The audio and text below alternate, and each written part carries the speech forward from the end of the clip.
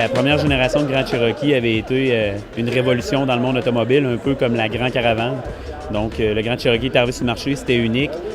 C'était le numéro 1.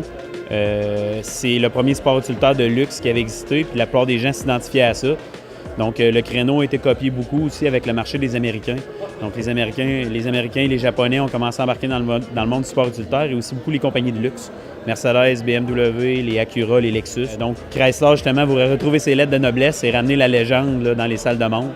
Donc, ce qu'ils ont fait, c'est qu'ils sont mis en entente avec Fiat là, il y a 1 an. Puis, ils ont développé un Grand Cherokee complètement redessiné, complètement nouveau. Plus confortable, plus luxueux, plus de commodité, prix beaucoup moins cher aussi que la gamme Mercedes, BM et les autres sports utilitaires de luxe. Donc, c'est vraiment le véhicule le plus confortable et le plus luxueux qu'on a eu.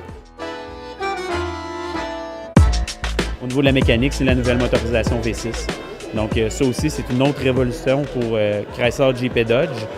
Pour une raison, c'est que d'ici 2 ans, le seul moteur 6 cylindres qu'on va avoir dans toute notre gamme de produits, ça va être le moteur 3,6 litres Pentastar de Chrysler dans ce véhicule-là. Donc, on est rendu vraiment avec un châssis complètement monocoque et on a perdu les essieux rigides. Donc, on est rendu vraiment avec des suspensions indépendantes aux 4 roues. Donc, on va avoir une nouvelle suspension aussi pneumatique qui va être livrable au niveau du véhicule.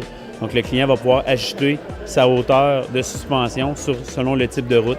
Donc, quelqu'un qui va vouloir conduire son véhicule d'une manière très sportive sur le chemin, il va pouvoir rabaisser sa suspension et quelqu'un qui va aller hors route va pouvoir augmenter sa garde au sol. Ça, c'est une des grandes nouveautés aussi de Jeep. C'est sûr que le Grand Cherokee reste toujours un produit Jeep et le Jeep, quand on parle de Jeep, on parle de produits qui sont quand même assez légendaires. Ça fait depuis 1941 que Jeep existe. Donc, ils ont travaillé beaucoup aussi sur leur image au niveau du 4 roues motrices. Donc, c'est sûr que le Jeep Grand Cherokee Overland a le système 4 roues motrices le plus perfectionné au monde.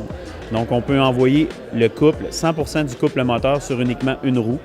Donc, c'est le système 4 roues motrices pour faire du hors-route qui est le plus perfectionné au monde là-dedans.